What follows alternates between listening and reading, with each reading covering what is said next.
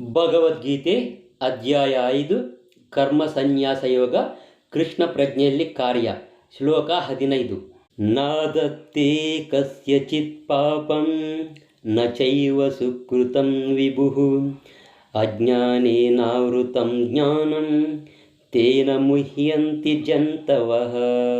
ಅನುವಾದ: ಭಗವಂತನು ಯಾರ ಪಾಪವನ್ನಾಗಲಿ ಪುಣ್ಯವನ್ನಾಗಲಿ ಸ್ವೀಕರಿಸುವುದಿಲ್ಲ. ದೇಹಸ್ಥ ಜೀವಿಗಳ ನಿಜವಾದ ಜ್ಞಾನವನ್ನು ಅಜ್ಞಾನವು ಮುಚ್ಚಿರುವುದರಿಂದ ಅವರು ದಿಗ್ಭ್ರಮೆಗೊಳ್ಳುತ್ತಾರೆ. ಇದರ ಭಾವಾರ್ಥ: ಸಂಸ್ಕೃತದ ವಿಭು ಎನ್ನುವ ಪದಕ್ಕೆ ಭಗವಂತ ಎಂದು ಅರ್ಥ. ಅವನದು ಅಮಿತವಾದ ಜ್ಞಾನ, ಸಂಪತ್ತು, ಶಕ್ತಿ, ಕೀರ್ತಿ, ಸೌಂದರ್ಯ ಮತ್ತು ತ್ಯಾಗ. ಅವನು ಸದಾ ಆತ್ಮತೃಪ್ತನು. ಪಾಪಕರ್ಮಗಳು ಅಥವಾ ಪುಣ್ಯಕರ್ಮಗಳು ಅವನನ್ನು ಕದಡುವುದಿಲ್ಲ. ಅವನು ಯಾವ ಜೀವಿಗೂ ಒಂದು ವಿಶಿಷ್ಟವಾದ ಸನ್ನಿವೇಶವನ್ನು ಸೃಷ್ಟಿಸುವುದಿಲ್ಲ. ಆದರೆ ಜೀವಿಯು ಅಜ್ಞಾನದಿಂದ ದಿಗ್ಭ್ರಮೆಗೊಳ್ಳುತ್ತಾನೆ ಮತ್ತು ಬದುಕಿನಲ್ಲಿ ಯಾವುದೋ ಒಂದು ಸ್ಥಿತಿಯಲ್ಲಿರಲು ಬಯಸುತ್ತಾನೆ. ಇದರಿಂದ ಅವನ ಕ್ರಿಯೆ ಪ್ರತಿಕ್ರಿಯೆಗಳ ಸರಪಳಿ ಪ್ರಾರಂಭವಾಗುತ್ತದೆ. ಜೀವಿಯು ಶ್ರೇಷ್ಠ ಸ್ವಭಾವದವನಾಗಿದ್ದರಿಂದ ಅವನಲ್ಲಿ ಜ್ಞಾನವು ತುಂಬಿರುತ್ತದೆ. ಆದರೂ ತನ್ನ ಮಿತವಾದ ಶಕ್ತಿಯ ದಸೆಯಿಂದ ಅಜ್ಞಾನದ ಪ್ರಭಾವಕ್ಕೆ ಒಳಗಾಗುತ್ತಾನೆ. ಭಗವಂತನು ಸರ್ವಶಕ್ತನು, ಜೀವಿಯು ಸರ್ವಶಕ್ತನಲ್ಲ. ಭಗವಂತನು ವಿಭು ಅಥವಾ ಸರ್ವಜ್ಞ, ಜೀವಿಯು ಅಣು ಮಾತ್ರ.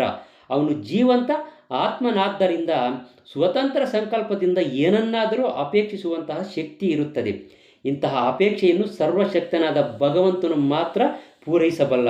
ಆದ್ದರಿಂದ ಜೀವಿಯು ತನ್ನ ಬಯಕೆಗಳಿಂದ ದಿಗ್ಭ್ರಮೆಗೊಂಡಾಗ ಭಗವಂತನು ಆ ಬಯಕೆಗಳನ್ನು ಪೂರೈಸಿಕೊಳ್ಳಲು ಅವನಿಗೆ ಅವಕಾಶವನ್ನು ನೀಡುತ್ತಾನೆ. ಆದರೆ ಜೀವಿಯು ಬಯಸಿದ ಆ ನಿರ್ದಿಷ್ಟ ಸನ್ನಿವೇಶದ ಕ್ರಿಯೆ ಮತ್ತು ಪ್ರತಿಕ್ರಿಯೆಗಳ ಭಗವಂತನು ಹೊಣೆಯಲ್ಲ. ಆದ್ದರಿಂದ ದಿಗ್ಭ್ರಮೆಯ ಸ್ಥಿತಿಯಲ್ಲಿರುವಾಗ ದೇಹಸ್ಥ ಆತ್ಮನು ತನ್ನನ್ನು ಸಂದರ್ಭಾನುಸಾರವಾಗಿ ಒದಗಿದ ಐಹಿಕ ದೇಹದೊಂದಿಗೆ ಗುರುತಿಸಿಕೊಳ್ಳುತ್ತಾನೆ. ಇದರಿಂದ ಬದುಕಿನ ತಾತ್ಕಾಲಿಕ ಸುಖ ದುಃಖಗಳಿಗೆ ಒಳಗಾಗುತ್ತಾನೆ. ಪರಮಾತ್ಮನಾಗಿ ಭಗವಂತನು ಜೀವಿಯ ನಿರಂತರ ಸಂಗಾತಿ. ಹೂವಿನ ಹತ್ತಿರ ಇದ್ದಾಗ ಹೂವಿನ ಪರಿಮಳವನ್ನು ಗ್ರಹಿಸುವುದು ಸಾಧ್ಯವಾಗುವಂತೆ ಭಗವಂತನು ಆತ್ಮದ ಆಸೆಗಳನ್ನು ಅರ್ಥ ಮಾಡಿಕೊಳ್ಳಬಲ್ಲನು. ಆಸೆಯು ಜೀವಿಯ ಬದ್ಧತೆಯ ಒಂದು ಸೂಕ್ಷ್ಮವಾದ ರೂಪ. ಜೀವಿಯ ಯೋಗ್ಯತೆಗೆ ಅನುಗುಣವಾಗಿ ಭಗವಂತನು ಅವನ ಆಸೆಯನ್ನು ನೆರವೇರಿಸಿಕೊಳ್ಳುತ್ತಾನೆ. ಮನುಷ್ಯನು ಬಗೆಯುತ್ತಾನೆ, ದೈವವು ನಿರ್ಧರಿಸುತ್ತದೆ. ಆದ್ದರಿಂದ ವ್ಯಕ್ತಿಯು ತನ್ನ ಬಯಕೆಗಳನ್ನು ಪೂರೈಸಿಕೊಳ್ಳುವಷ್ಟು ಶಕ್ತನಲ್ಲ. ಭಗವಂತನಾದರೂ ಕೂಡ ಎಲ್ಲ ಆಸೆಗಳನ್ನು ಪೂರೈಸಬಲ್ಲ. ಭಗವಂತನು ಎಲ್ಲರ ವಿಷಯದಲ್ಲಿಯೂ ತಟಸ್ಥನಾಗಿ ಇರುವುದರಿಂದ ಸಣ್ಣ ಸ್ವತಂತ್ರ ಜೀವಿಗಳ ಆಸೆಗಳಲ್ಲಿ ಕೈ ಹಾಕುವುದಿಲ್ಲ. ಆದರೆ ಯಾವಾಗ ಮನುಷ್ಯನು ಕೃಷ್ಣನನ್ನು ಬಯಸುತ್ತಾನೋ ಆಗ ಭಗವಂತನು ವಿಶೇಷ ಜಾಗರೂಕತೆ ವಹಿಸಿ ತನ್ನನ್ನು ಪಡೆದು ನಿರಂತರವಾಗಿ ಸುಖವಾಗಿರುವ ರೀತಿಯಲ್ಲಿ ಬಯಸುವಂತೆ ಆ ಮನುಷ್ಯನನ್ನು ಪ್ರೋತ್ಸಾಹಿಸುತ್ತಾನೆ. ಆದ್ದರಿಂದ ವೇದ ಮಂತ್ರಗಳು ಏಷವೂಹಿ ಏವ ಸಾಧು ಕರ್ಮ ಕಾರಯತಿ ತಮ್ಯಂ ಏಭ್ಯೋ ಲೋಕೇಭ್ಯ ಉನ್ನಿನೀಶತೆ ಏಷವು ಏವಾ ಸಾಧು ಕರ್ಮ ಕಾರಯತಿ ಯಂ ಅದೋ ನೀನೀಶತೆ.